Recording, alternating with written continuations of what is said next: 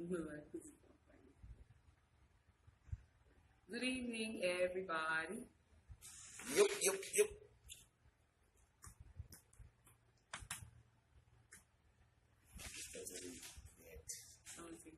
Just do it. Hello.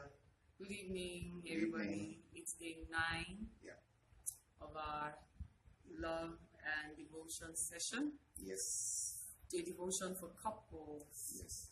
But it's okay, even if you're not married. It's fine. If you're married, please get in here. Get your spouse in here. Hello, Chiamaka. This is somebody. Oh, really? Oh, hi. Professor's wife. Welcome. Welcome. Let's Good wave at evening. you. Yeah. So we're here tonight to continue our journey, which we started since the 1st Of April. of April, because on the 20th of March we celebrated 9 years as a couple, and then God instructed us specifically to do this, to dedicate the month of April to devotion, to share, pray, worship together, and then He inspired us to share it with the world, not just between us. If not, this would have just been a private time of growing and bonding for us, but it's okay. It's okay to share with the world. So we're glad that we're sharing. So we began this on the 1st, and we have talked about lots of things. We talked about love being a decision, a commitment, not a feeling. We talked about encouragement. We've talked about intimacy and transparency. Support. Yes, we talked about support. We talked about flirting, and we will say that statement again. Never stop flirting with your spouse, and never start flirting with anyone else. Yes, so please, that's how far we have come. And then yesterday we talked about trying to remember stuff nice again. Yesterday we talked about what was that? Habits. Consistency, building habits that help that sustains your marriage, little habits, and all of that. So we're going to continue today. So you're welcome. If you're joining us for the first time, we'll just give you an overview. Thank you for joining us. And guess what? I have been waiting for it. Tonight, somehow, we just got that release. Next week, we are going to be talking about sex. Let's talk about sex, baby. Let's talk about you and me. Let's talk about all the good things and the bad sex, baby. Let's talk about sex. Okay, that's going to be next week. So next week, we're going to talk about sex. We know it's a hot topic. It's an interesting topic from our own perspective and from some research we're doing, and from biblical perspective. We're just going to talk about sex. So all the married people, all the intending couples, people who are mature, so please join us. We're just doing a little advert for next week. So next week, maybe for three days maximum, we'll talk about sex. We'll just try and delve into it, issues around it, sex in particular, and other things. We'll just talk about everything. So today we also have a very interesting topic, which is pride. We have been touching it, we just touched around it, but today we're just going to delve into the issue of pride, which is a very big issue too.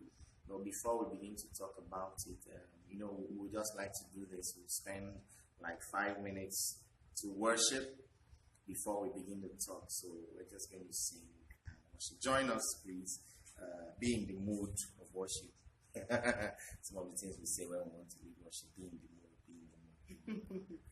So we're just it has a mood. We're just going to sing 1 or 2 songs, worship, and just invite the presence of God into this, into your home, through your phone, into your heart, as we just worship Jesus. So we give you glory, Lord, as we honor you.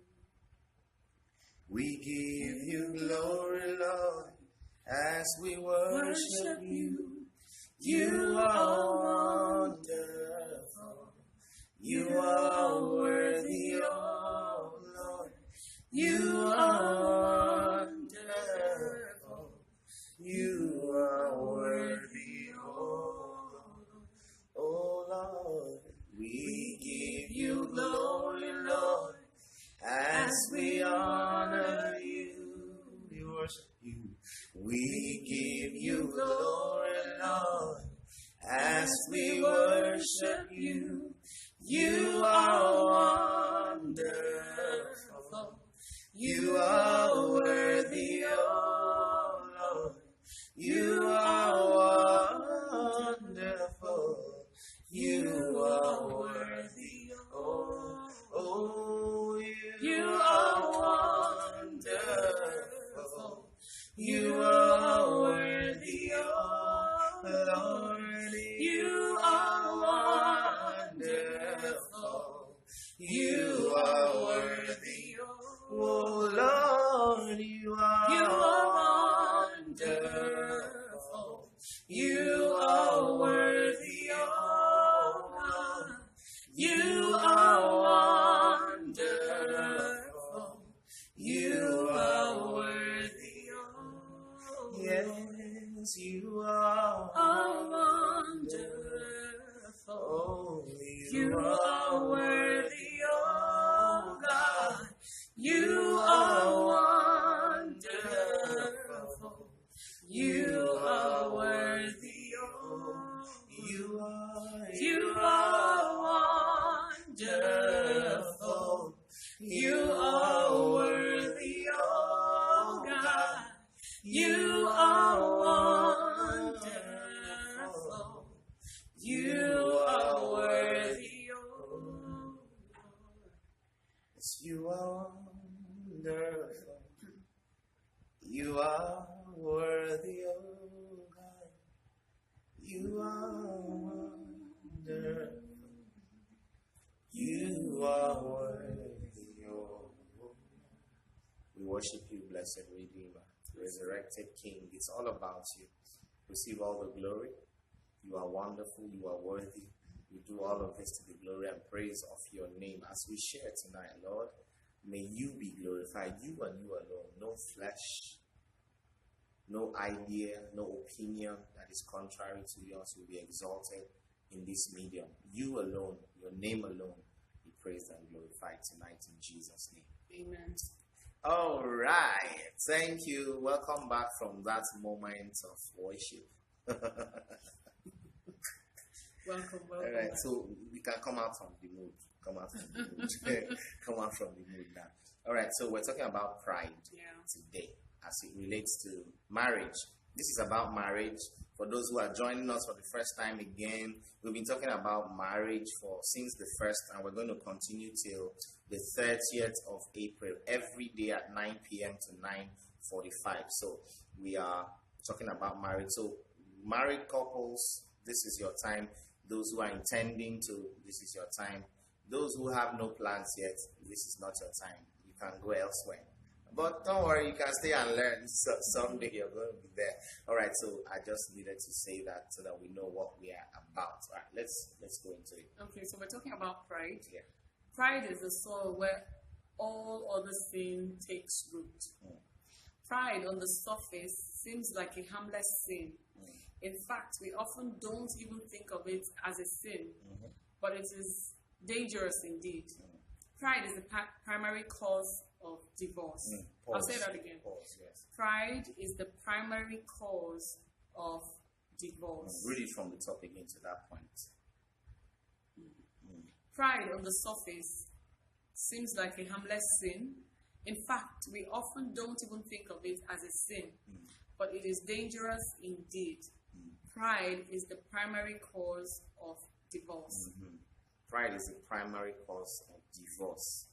Wow. It's the primary cause. Okay, I'll just let you read to come back. Pride is the whisper in our ear that seduces us into believing that our way is always the best way and being right is more important than being loving. No. Sorry, I'll read that again.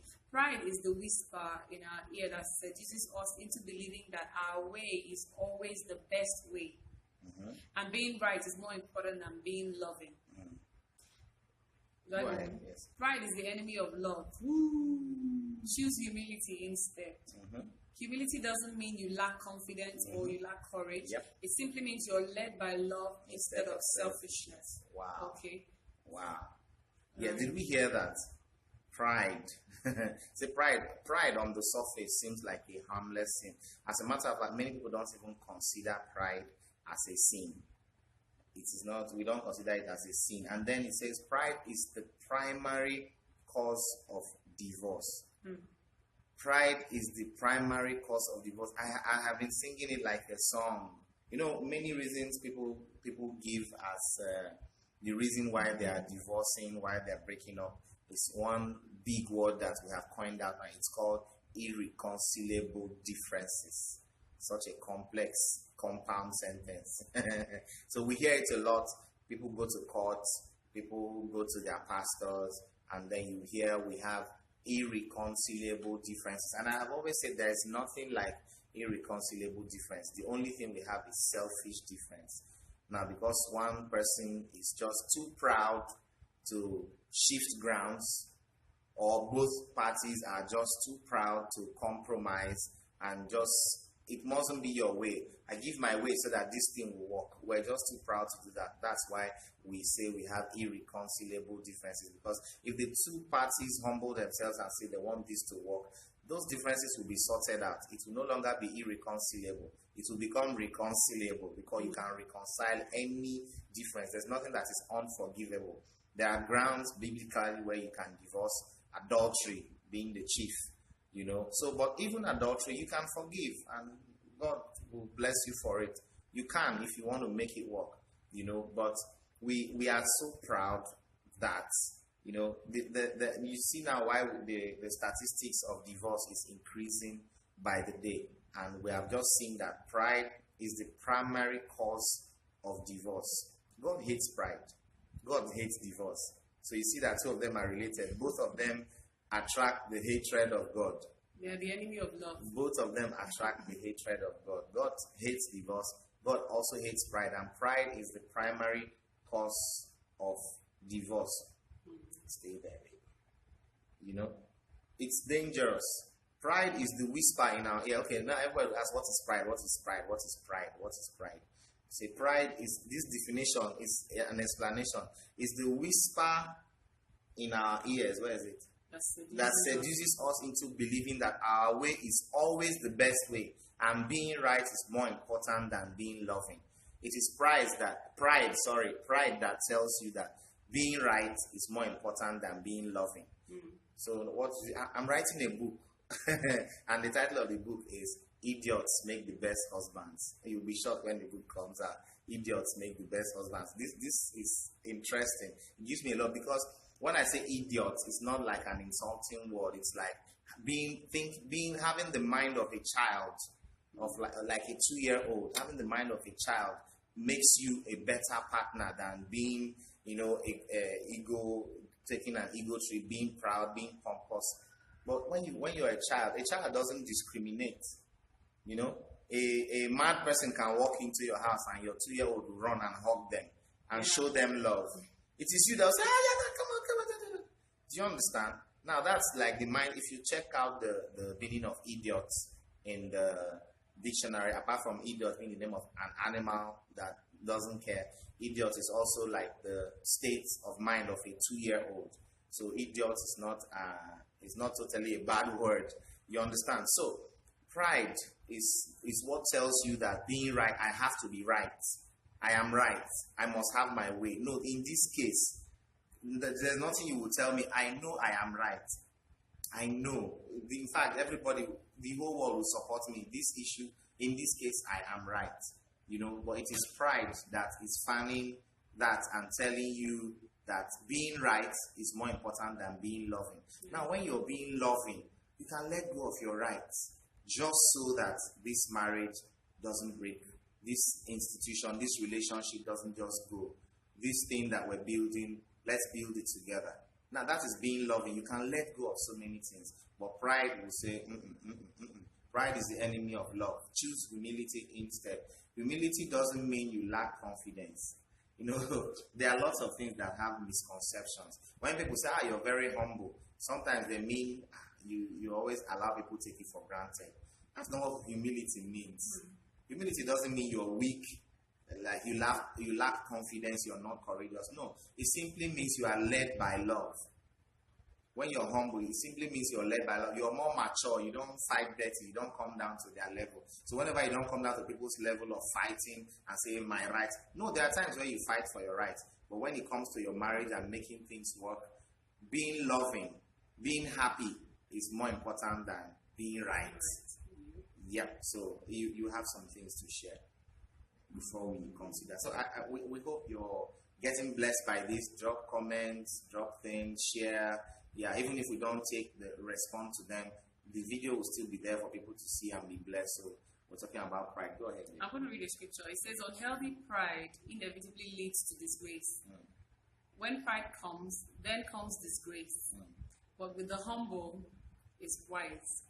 He went on to say, pride goes before destruction, and the haughty spirit before a fall. So there's a story here. Yes. I'd like to read. I hope you can hear me. What's that scripture? Proverbs 16:18. Yes. Okay, so this is a story of a husband in the marriage. Yeah. Okay. So I have been stubborn in my marriage, and I'm about to lose my wife. She has pulled away from me because I have hurt her so many times with my arrogant, powerful attitude. I always think my way is the right way of doing things, and she's weary from trying to get my attention. I'm a Christian, but struggle with stubbornly believing my way of doing things is the best way. In the process, I put her down, dismiss her opinions, and I'm on the verge of losing her for good. How can I overcome this stubborn pride? Okay. Yes, he's asking a question. So we can all sympathize with this man. It is like he's watching his own life dissolve in slow motion. He has a hint as to the outcome, but because of the power of denial and the intoxicating power of pride, he persists in wielding a power that humiliates and hurts, all the while dismissing his harmful actions. His pride, as we all know, will come to no good end if he doesn't collar it and submit it to the will of God. Will he remain intoxicated and deluded by his own sense of right and wrong, overpowering his mate and losing her, one emotional course at a time until she pushing away for the last time? You see? Wow. Okay, so that's actually... It happens a lot, you know. The two people come into a marriage. You know, when we hear, we are taught that the man is the head, the man is the head, the man is the head. You know, a lot of times we forget that is not an indication of superiority. No, we're all human. There's no human superior to no matter your sex. The husband is not superior to the wife. It's just like a chain of command. The home has to work. So it's a matter of responsibility. It's a matter of God gives responsibility, and then he says the man is the one to love the wife, the woman to submit to the husband. And there are other things, if you go through the Bible, that clearly tells the roles of the husband and the wife, where the authority comes from. But it doesn't mean that the man is the dictator in the home. You can't be a dictator in your own home. God brings that woman into your life because of some things you lack. You are in her life because of something she lacks. So at every point in time, opinions must matter. Some women are quite opinionated, and that's how they are. Some of them are strong-willed. That's how they are. Just the way men are strong-willed and opinionated. So there's nothing wrong with women being opinionated and strong-willed. People must just be mature to know how to express their opinions. You know, I have posted sometimes some years ago that when you give a suggestion and then I don't take it and you get angry, it means it wasn't a suggestion, it was a command. Yeah, it's a suggestion, it's an opinion. We talk about it, we come to a compromise. Sometimes, well, I don't think the suggestion will work. We should be able to, talk around it, come around it. If your wife is giving a suggestion, your husband is giving a suggestion, meaning there's a way they feel about that issue. You must listen. You mustn't be too proud to think they are giving you orders or they are. No. Take a critical look at it. You might learn a thing or two from it. You know, what we're coming from different backgrounds. There's a way I grew up. There's a way I think. There's a way she grew up. There's a way she thinks. Now we have an issue that, borders on both of us. We're together now. I can't just live like I'm on my own. She can't live like she's on her own. So if I bring something to the table and then she feels some way about it, I must consider her opinion. She must consider my opinion. Now, every time, it's common, it's very common with men. Every time I discard her opinion and thrash her suggestions, I'm, gradually cutting her off. Emotionally, psychologically, I'm cutting her off because of my pride. Before you know, she's no longer interested in that relationship. Yeah, she can't take it anymore. Some time ago, very, very long ago, actually, I think early years of our marriage, there was actually a time when I would always ask my husband, why did you marry me? Yeah, I used to ask that question because so many times I would give suggestions and a lot of the time he'll just go with whatever. In fact, some of the time, he's the one who is even asking, what do you think about this thing? What do you think about this thing? And I come up with, okay, I think this, I think that. And he'll look at it at the end of the day, he goes, oh, whatever, you already have planned. And I'm like, am I not supposed to be a help? What's my contribution in this? Yeah. Okay, so it's something we really have to work on and balance out. Yes. Like he said, know that both of us have work to do in each other's life. Yeah. We are both responsible for making it work. Today, we had a heated session on Facebook this morning. Someone posted and said that men are actually more responsible for making marriages work. But of course, in Africa, in the land of the black man, we have relegated making marriage work to the women. Proverbs 31 a wise woman builds her home. So the man now is just the wise man is just bringing cement. No, he's just bringing cement.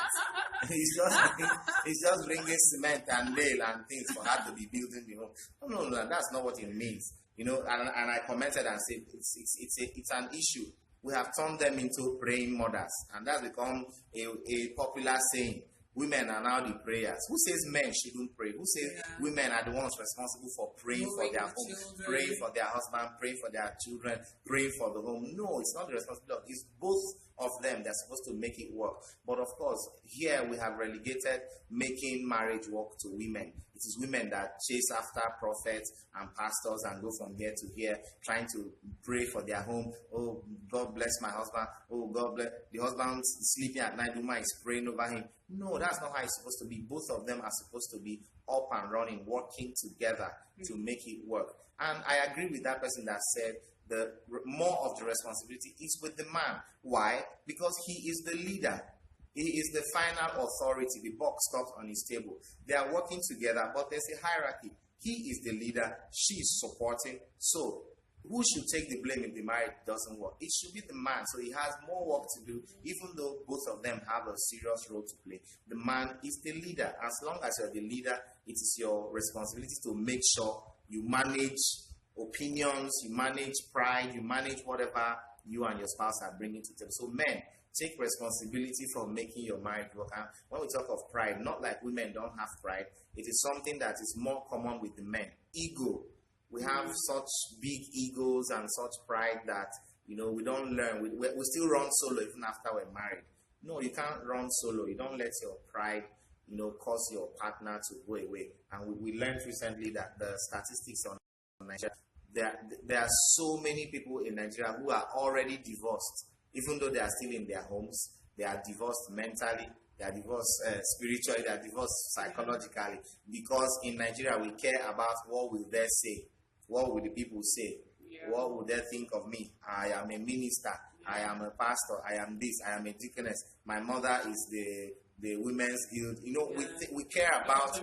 Yes, we care about what people say. But in actual fact, emotionally, we have separated. We're no longer there. Psychologically, we're no longer there. We're just, going through the routines of let them see us together and let's just do this. And we run like that. And that rate is very high in Nigeria. That's research that has shown it is very, very high in Nigeria. Though couples still cohabit, they are married, they are still living together, but they are no longer with each other psychologically, mentally, and that's a dangerous place to be at. So let's not allow pride to ruin our marriages. You have something else to share? Just ways pride is hurting our relationship. There are certain ways that pride hurts our relationship. We don't want to admit when we're wrong. This shows that this shows the other person just how immature we are, and how little respect we have for them, while it prevents you from feeling bad. It ultimately makes you look bad and it really alienates people from you. You see, let's go back to that place. We think this is the opposite. When we're talking about being transparent, you think your partner is not mature enough, but you are the one who's immature. You understand? You see what it says? It shows the other person just how immature we are. You don't want to admit when you are wrong. And you think it's your ego, you're proud. And of course, they will say, my husband, hey, they talk sorry, but how we go do now? Hey, no, that's immaturity. It doesn't show manhood. It doesn't show macho. No, you're not macho. You're actually immature. But you think it's your partner who is expecting you to say, I'm a red cap chief. How can I apologize to a woman? No, it's immaturity. It's not being macho.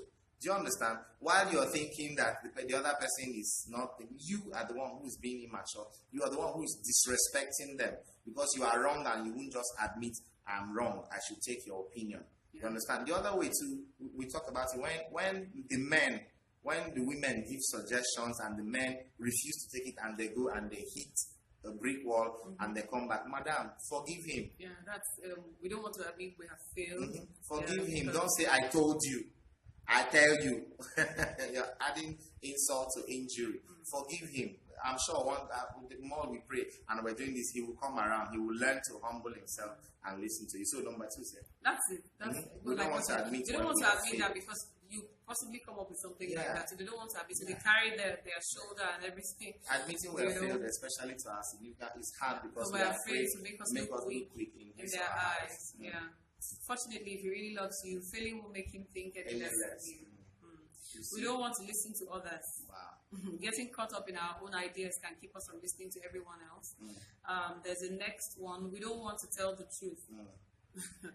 Okay. We don't want to ask for help. Oh my God. And then we don't do what would be good for us out of spite. Yeah. I do this a lot. That one, I do it a lot. Yes, I do it a lot out of spite. What she's saying is correct, but because I feel she said it arrogantly, she said it disrespectfully, even though that thing she has said will help us, out of spite, I will not do it. It's like throwing away the baby and the bathwater, like they say. Just out of spite. It's say you're talking to me like this thing, we will not do it. You see, and then it doesn't help, it destroys. It just, pride is not good at all. What's number 7? There were 7 things. We stopped at 6. That's the 7th one. Yeah. That you read. We don't want to hurt others. Yeah. We don't want to tell the truth. We don't want to admit our relationship has failed. That's the last one. We don't want to ask for help. That's 5. We don't want to admit when our relationship has failed. This makes it easy for us to be in denial and to keep pursuing something we already know won't work. If you were too proud to admit your relationship was failing, you would end up being with someone who could never make you happy. Years could go by before you finally left him, and at that point you just wasted half your life. It's scary to leave a relationship you've invested a ton of time in, but think about how much more time you are wasting if you refuse to acknowledge when it's over and just take the plunge into singledom. Well, this one is talk for another day. Yeah, we'll talk about this because, there are sometimes you should just leave. We'll talk about it and let's not delve into it. There are sometimes you should just leave. Imagine divorcing after 30 years. Jesus. So what do you want to do now? You're 50, you're 55, you're 60, and you're divorcing. So what happens? You're going to be single at 60 when all your strength has been invested into this relationship. And it didn't fail at that time. It probably failed 25 years ago. But because you wanted to keep up appearance, you did not want to admit that this thing has failed. This thing no will work. I made a mistake and I didn't watch it until it has gotten to this point. There's no going back. And then you stayed there and now you're 60 and going single. The rest of your life is going to be miserable. Yeah, I know men at 60 will go and marry a 20-year-old and all that. It's still the research has shown second-time marriages, they are worse than first-time marriages. Second marriages, third marriages, it gets worse. You would think they would have learned from their lessons from number one, but no. The number two feels worse. Number three is even worse than one and two put together. That's what research has shown. So don't be miserable and all of that. So, but don't be proud. That's where we are today. Don't be too proud to admit you're wrong. Don't be too proud to take their opinion. Don't be too proud to let them partner with you. It's a partnership. Yeah. It's a partnership. So what do we do about it? First of all, admit a pride issue. First, admit a pride issue. The back of pride is never broken until we face that we have an issue with it. We must realize that our way of doing things, our way of thinking, and our stubborn position is not only ruining our life. The life God has designed for us, also bringing untold agony for others. Your spouse, number one, ultimately. Secondly, admit needing help. Once we realize we are prideful, we must make the next step to admitting we need help. We cannot heal ourselves. We need the support, encouragement, and confrontation of others to point out our blind spots.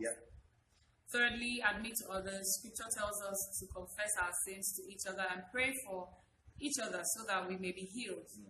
The prayer of a righteous person is powerful and effective. That's James 5:16. Yeah. Accept accountability for change. All this is going to help. I mean, I'm sure talking about it, some people already can identify, we know where our issues are. You can identify with whether you're the proud one or you're the one who's always wanting your way and never wanting it. But from what we have been talking about today, you can tell that it doesn't help. It only brings conflict. It only brings, you're pushing your spouse away, or your spouse is pushing you away. Anyway, yeah. So accept accountability for change. If you want to work at this, then you need to admitting your problem and confessing to others is the first important step to take. Well, we must then surround ourselves with others willing to invest in our lives. That has to be hold us accountable for ongoing work. Look for mature people whose marriages are working anyway. Not just anybody. When we say mature people, it's not. It doesn't necessarily mean people who have been there. And then when we say whose marriages are working, it doesn't mean that they don't have issues as well. But they've learned how to, any marriage that is working is just a story of two people who manage properly. They are managing their conflicts properly, managing their issues properly. So if you have examples of those, be accountable to them. Go share with them and say, see, pride is my issue, but I want to be accountable, please. Anytime this thing happens, I want to run to you, advise me. I have seen that you're a humble person, your marriage is working. You can do that. I'm sure you can find a good marriage around you that can help you. Yes. Finally, acceptance of humility as a lifestyle. As we shed arrogance and pride, we must clothe ourselves with humility, like ill-fitting clothes. Humility, doubting ourselves and deferring to others may not come easily. Deferring to others when we have always championed our own thoughts and causes may be an incredible struggle. However, embracing humility in exchange for pride has incredible rewards. Try humility instead of pride. You know, when we say pride, sometimes it's not. Pride is not that you're always talking, or sometimes it's the quiet people that are the proud people. You may not say anything, but you still have your way. After she talk, when she talk finish, no problem. You walk away and do what is on your mind. You just calm down, walk away. They say, this one is very quiet, it's very humble. Quiet is not synonymous with humility. Okay? Oh my, it's an issue of the heart. When we first met, my husband was like that. Okay. You can talk from now to tomorrow. Carry this chair and break it. My husband will just get up and just go. Anything you like, you do. Oh my, God has really helped us, and and is here to do the same. Pride offers so much, but actually leaves us empty. Okay, so let's walk at it. Yes, let's walk at it. So today we talked about pride. We'll read again. On the surface, pride seems like a harmless sin. In fact, we don't even consider it as a sin, but it is dangerous. Pride is very dangerous in any relation. Right now, don't wait till it has come to that point. Your partner may have already gone before you deal with it now in your relationship. Everything we're talking about now. If it resonates with you, if you think there's some pride in how you relate with your spouse, deal with it now. Pride is the whisper. She has removed it. Sorry, I was looking at the scripture. It's the whisper in your ear that seduces you into believing that your way is always the best way, and being right is more important than being loving. Pride is the enemy of love. Choose humility instead. Humility doesn't mean you lack confidence or courage. It simply means you are led by love instead of selfishness. Yeah. So let's read the scripture. Right. Come to the Proverbs 16, 18. 18. Okay, we read it before. Yeah. First pride, then the crash. The bigger the ego, the harder the fall. That's message translation. Yeah. The bigger your ego, the harder your fall. Wow. Yep. All right. So we have a reflection there. So let's just read the reflection. It says, would my spouse consider me to be filled with pride or filled with humility? Now you ask yourself, not the way you feel. Ask yourself, the way I'm behaving, will my spouse see me as being proud or humble? Ask yourself honestly how I have been going about it. Even I've been hammering on men who will not take the opinions of the women. Also the women who would voice their opinion in pride. You know, his pride is resisting your pride. So watch it. Some women will voice their opinion with a lot of pride and arrogance. And the man too, his ego will rise up and challenge your pride. So would my spouse consider me to be filled with pride or filled with humility? So put yourself in their shoes. If you were in their shoes and you talked like that, would you like it? If you were in their shoes and you reacted like that, would you like it? If you were in their shoes or behaved like that, would you like it? So would my spouse consider me to be filled with pride or filled with humility? That is the reflection for today. So reflect on it, deal with pride, let it not deal with you eventually. All right, that's what we have to share for today. Remember, prepare your mind. Next week, we're going to be talking about sex. Next week, we'll talk about sex. So we're going to talk more about it. We'll even do an ad so that a lot of people, yes, it's a big topic. We want to talk about sex next week. But today we have talked about pride. Consider it, consider it. Think about it and change your ways so that your marriage will be better for it. Join us tomorrow again, 9 p.m., same station, from 9 to 9:45. We're doing this every day in the month of April. Yeah. In case this is your first time we're here, the videos will still be there.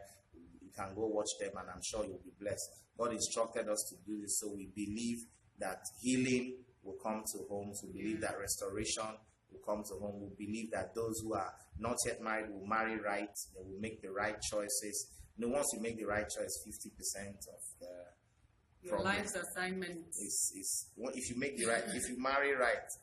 Some of us are already in here in the middle before we discovered a lot of things. And well, we're here. We have to work it out. You're not going to throw it away because you discovered that I didn't watch out. No problem. Now that you're here, God's help is available. God's grace is available. You can make things right. You're instructed to love who you married. So maybe you have married. You married who you did not love. But now that you have married them, you must love your wife, love your husband, love who you have married. So love is not a feeling. So you may not feel like this person you are married, this person, but develop it. It's a commitment you make. This woman I have married, okay, for the past 4-5 years, I wasn't in love with her, I'm not in love with her, but now I'm going to start loving her. The feeling will follow the action and the commitment.